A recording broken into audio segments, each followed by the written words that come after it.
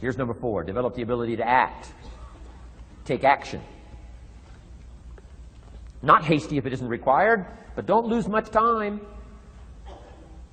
Here's the time to act. When the idea is hot and the emotion is strong. That's the time to act. You say, Mr. Rohn, I'd like to have a library like yours. See, if you feel strong about that, what you got to do is get the first book and then get the second book. Before the feeling passes and before the idea gets dim, action pronto, action immediate, action as soon as possible. Because if you don't, here's what happens. We call it the law of diminishing intent. We intend to when the idea strikes us. We intend to when the emotion is high. But now if you don't translate that into action fairly soon, now the intent starts to diminish. And a month from now it's cold. A year from now, can't be found. So act. Set up a discipline when the emotions are high and the idea is strong and clear and powerful. That's the time to set up the discipline. Somebody talks about good health and you're stirred. Says, right, I need to get a book on nutrition. Get the book before the idea passes and before the emotion gets cold. Go for the book. Start the library. Start the process. Fall on the floor. Do some push-ups. Action. Got to take action. Otherwise, the wisdom is wasted. Otherwise, the emotion soon passes. Unless you put it into a disciplined activity. Capture it. Disciplines is called how to capture the emotion and how to capture the wisdom and translate it into equity. Disciplines. Now, here's what's important about disciplines. All disciplines affect each other. In fact, here's a good philosophical phrase. Everything affects everything else. Nothing stands alone. Don't be naive in saying, well, this doesn't matter. I'm telling you, everything matters. There are some things that matter more than others, but there isn't anything that doesn't matter. Okay. We all pity the man who says, well, this is the only place I let down. Not true. Key to take home. Every letdown affects the rest of your performance. Every letdown affects the rest. This is part of the educational process on personal development. If you don't take the walk around the block, you probably won't do the apple a day. If you don't do the apple a day, you probably won't start building your library. If you don't build your library, you probably won't keep a journal, and you won't take pictures, and you won't do this, you won't do wise things with your money, won't do wise things with your time, won't do wise things with your possibilities and relationships, and the first thing you know, 6 years of that accumulated, and we say you have messed up.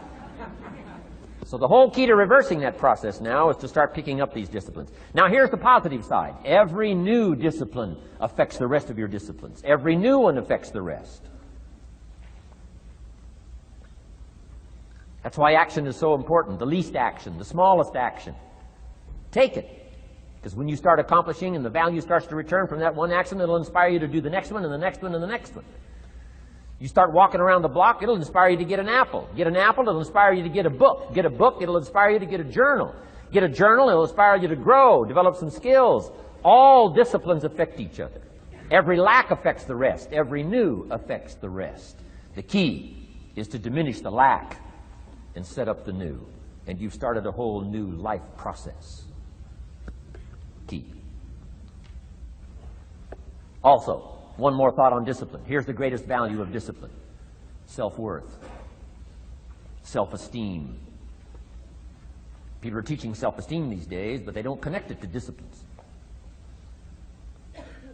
The least lack of discipline, and it starts to erode our psyche.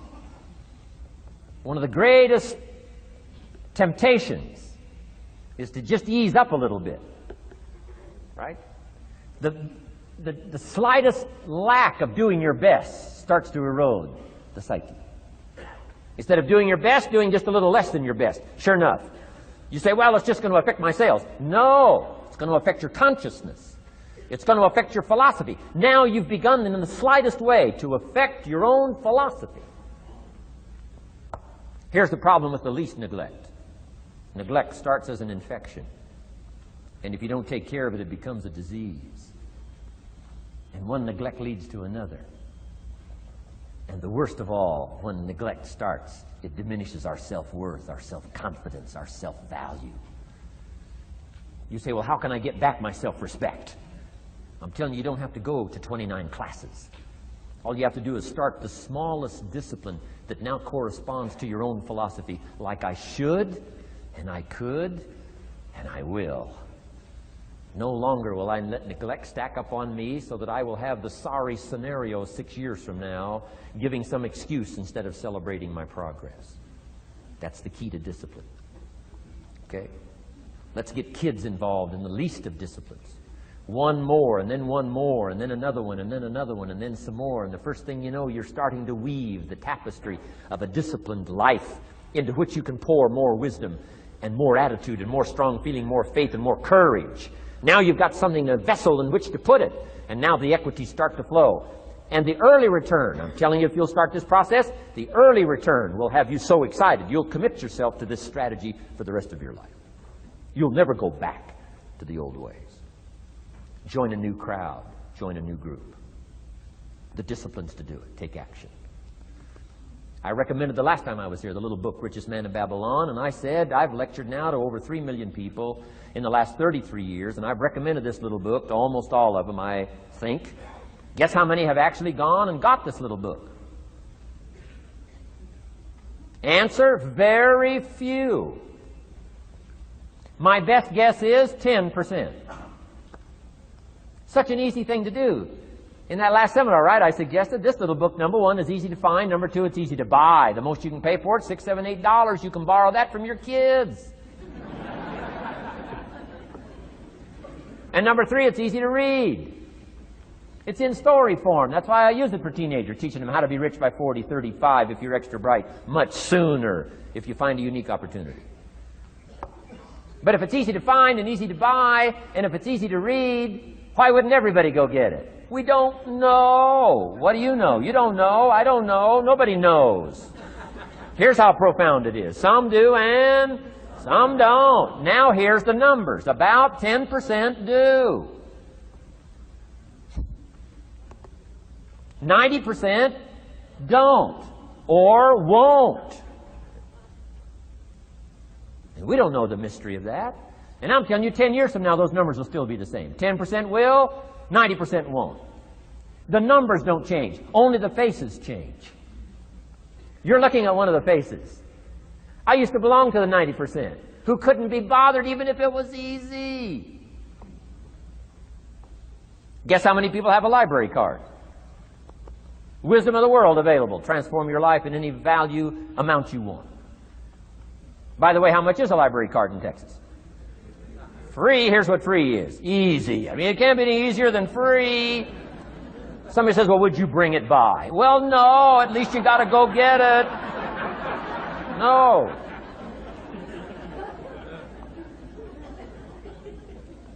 Wisdom of the world available. Transform your life spiritually, socially, personally, economically, and every other way. Teach you how to be rich and powerful and sophisticated and healthy, influential. How many people have a library card? Answer, 3%. 95, 97% couldn't be bothered. Guy specializes in happy hour, but he doesn't have a card. And now readily and quickly blames the government and blames his company and blames policy and blames the pay scale. When if he only knew, if he joined the 3%, here's my advice to you today. Walk away from the 97%. Don't talk like they talk. Don't act like they act. Don't go where they go. Don't specialize in what they specialize in. Throw away the blame list they cling to. Start you a new life. You say, well, is it as simple as getting a library card and join the 3%? And the answer is, of course. Of course. That's how easy this stuff is. This is so easy. It's so simple. It's not complex. You don't need a 2,000-year-old guru. You don't need multi-track affirmations. I'm telling you, don't. Affirmation without discipline is the beginning of delusion. Key. Don't let somebody sweep you into some contrary way to nature itself says, unless you labor. The miracle of the seed and the soil and the seasons and God and all the other stuff that's available, sunshine and rain, that's not available to you by affirmation. It is only available to you by labor.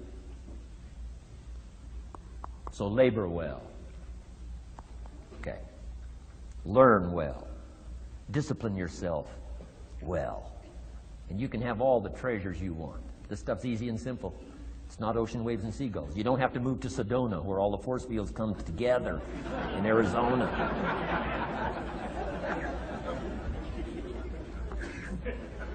Let's teach our kids the simple ways to transform their health, number 1. Their economics, number 2. Their ability to communicate, number 3. Their life and treasure and lifestyle, number 4. Spirituality, number 5. And the list goes on and on. Let's not leave out any of the least of disciplines that encourage us to do the next one, to do the next one, to do the next one. First thing you know, this whole scenario for you is spinning up instead of out of control on the negative side. This is all you got to do. It's as simple as this. It's as simple as a start, committing yourself to life change. And once you start down this road, I promise you, you'll join the 10% and the 3%.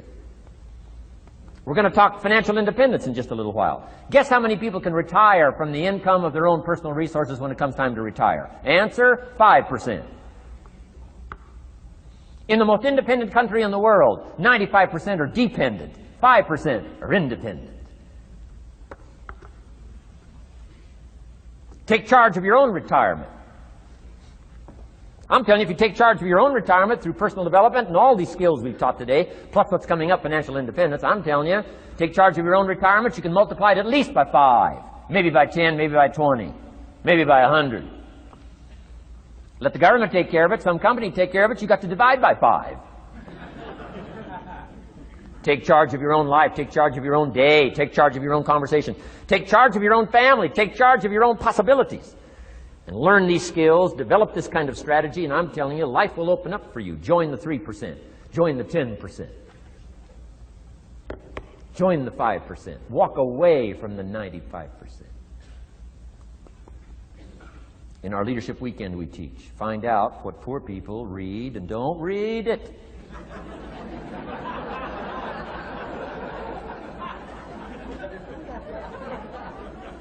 I'm telling you, don't talk like they talk. Lend a helping hand, but don't fall into their poor philosophical scenario. Don't blame what they blame. Don't use the excuses they use. It's called the language of the poor. Switch gears, switch language, switch ideas, switch strategy. Start with the simplest of disciplines. And don't bemean any of these disciplines. The smallest of disciplines starts the process of life change. And if you'll invest in this thing called discipline, you can have whatever you wish. It's called the beginning of a miracle. Now here's the last clue on discipline. Do the best you can. We covered earlier, but here's a good scenario for the do the best you can. I've got a good question for you. Is the best you can do all you can do? And the answer is no. Strangely enough. If we all fell on the floor right now and did as many push-ups as we possibly could, and let's say for some reason you haven't been into push-ups lately, I can't imagine why, but let's say the best you can do is 5. And you look up at the rest of us and say, hey, 5 is the best I can do. We can tell by the look on your face that's probably true. 5 is the best you can do. Now, is 5 all you can do? The answer is no. If you rest a little, you can do 5 more. Wow. And if you rest a little, you can do 5 more. And if you rest a little, you can do 15 more. How did we get from 5 to 15? It's a miracle.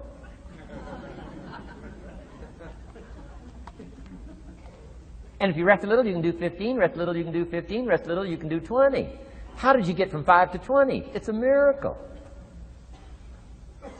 Did you know you can keep doing that? Do a little more, rest a little, do a little more, rest a little, and finally get up to 50 push-ups? Is it possible to get up to 50 push-ups? Of course. How do you go from 5 to 50? It's a miracle. How do you get a miracle going? Number 1, do what you can. Don't leave out what you can, from writing a letter to your mother in Florida. Start cleaning it all up. 2, doing the push-ups. Go from 5 to 50. It's a miracle. Number 1, do what you can. Number 2, do the best you can. Here's number 3, rest very little.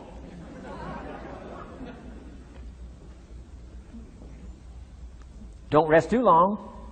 Why? The weeds take the garden. Kids have got that figured out. You can't rest too long. Here's the clue. Make rest a necessity, not an objective. The objective of life is not to rest. The objective of life is to act.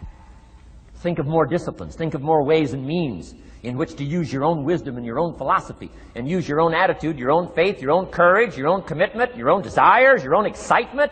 Invest it, invest it, invest it, invest it in discipline so that it's not wasted. The smallest of discipline. Thereby transform your life. Join the 5%, join the 10%, join the 3%. Guess when I went and got this little book, Richest Man in Babylon? The same day I heard about it. I went and got it. Somebody says, well, Mr. Rohn, does that make you different than most other people? And the answer is yes. Somebody says, well, why is that? We don't know. We don't know. What do you know? You don't know. I don't know. None of us knows. Some do and some don't. The numbers don't change. Only the faces change. From those who get in on a seminar like this, listen to a dynamic sermon, read a book, listen to some cassettes, take seriously the next conversation of a friend who wants to level with you, and do something about it. And you can walk away from the 97% and not live there anymore. Because if you don't, the next 6 years of your life will be like the last 6. Mr. Shove said to me, Mr. Rohn, 6 years now you've been working. I'm telling you the next 6 years of your life is going to be like the last 6 unless you take advantage and start making these personal changes. I made the changes, totally revolutionized my life.